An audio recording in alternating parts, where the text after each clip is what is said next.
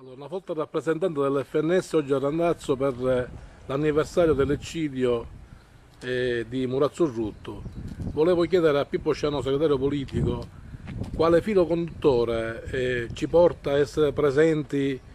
oggi e per tutti questi anni in questo posto. Ma è la ragione stessa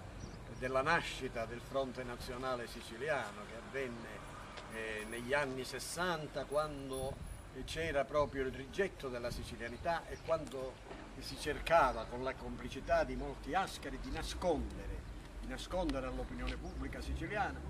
un pezzo di storia importante, perché si parlava di autonomia ma non si parlava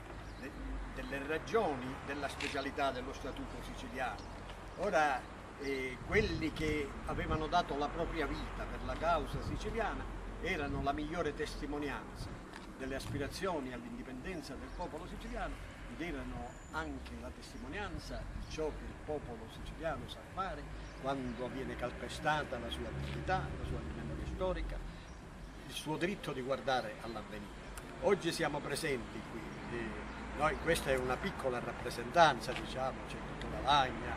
l'architetto D'Angelo, Peppino Sorrentino, c'è il dottore Francesco Marsala e ci sono tante altre persone che momentaneamente non sono qui, ma diciamo presso il cippo dei caduti dell'Evis c'è una grande rappresentanza, diciamo una numerosa rappresentanza sia del Fronte Nazionale Siciliano sia di altre forze sicilianiste. Certamente il Fronte Nazionale Siciliano ha una responsabilità maggiore rispetto agli altri partiti perché si riconosce come partito indipendentista moderno e legato alla rinascita della nazione siciliana, alla rinascita e al progresso della nazione siciliana, quindi è consapevole di non poter essere un partito come tutti gli altri. E volevo chiederti, anche in altre occasioni l'FNS ha manifestato per la ricorrenza del 150° anniversario della liberazione e della presenza di Garibaldi come fatto storico per l'occupazione garibaldina piemontese in Sicilia, quindi ti ha visto e vi ha visto partecipi in manifestazioni analoghe. Sì, noi abbiamo addirittura proclamato la data dell'11 maggio come data di lutto nazionale per il popolo siciliano, perché non c'è dubbio che con lo sbarco di Garibaldi e con tutta l'operazione militare e politica che si mise a suo tempo in moto, la Sicilia è diventata poi una colonia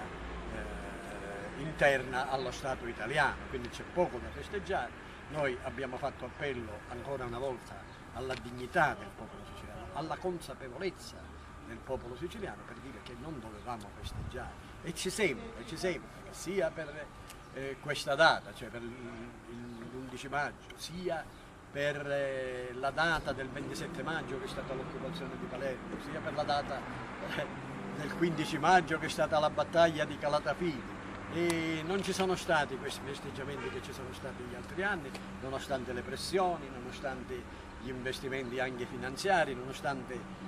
la mobilitazione insomma, di tanti pennaioli prezzolati. Abbiamo chiesto al popolo siciliano di avere l'orgoglio della propria consapevolezza, della propria identità, la consapevolezza dei problemi, la consapevolezza dei propri diritti e dei propri doveri, dei propri pregi e dei propri difetti, perché noi parliamo della storia per recuperare il diritto al futuro. Come diceva Orwell, chi ti ruba la storia del passato ti vuole rubare il presente e chi ti ruba per esempio vuole anche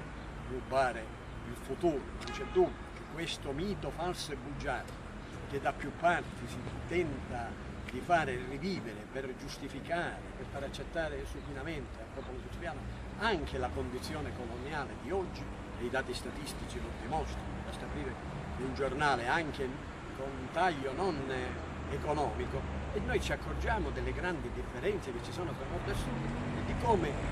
la crisi maggiore sia quella del popolo siciliano. Noi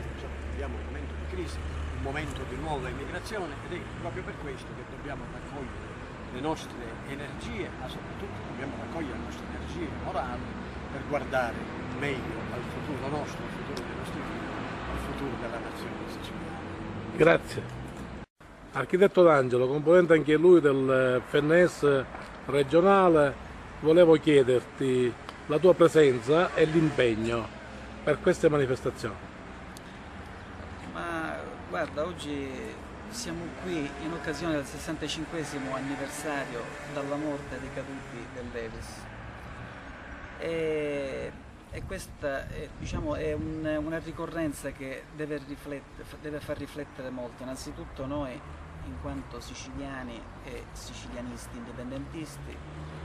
e contemporaneamente deve dare anche la giusta risonanza al popolo siciliano, che non può oggi come oggi non accorgersi di quanto accaduto nel tempo e quanto accaduto nella storia. Chiaramente questo episodio tragico successo 65 anni fa ci deve far leggere in una chiave di lettura particolare, ci deve far leggere in prospettiva il tipo di gesto e il tipo di significato che ha potuto avere questo episodio. Questi martiri siciliani che si sono sacrificati per noi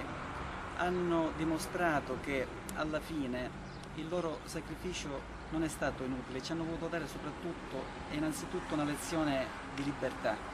una lezione di non violenza, una lezione che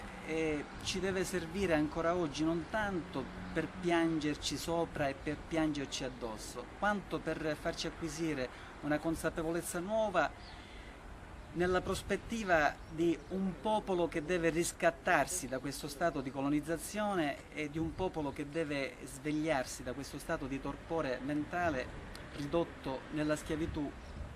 di oggi, 2010. Grazie allora.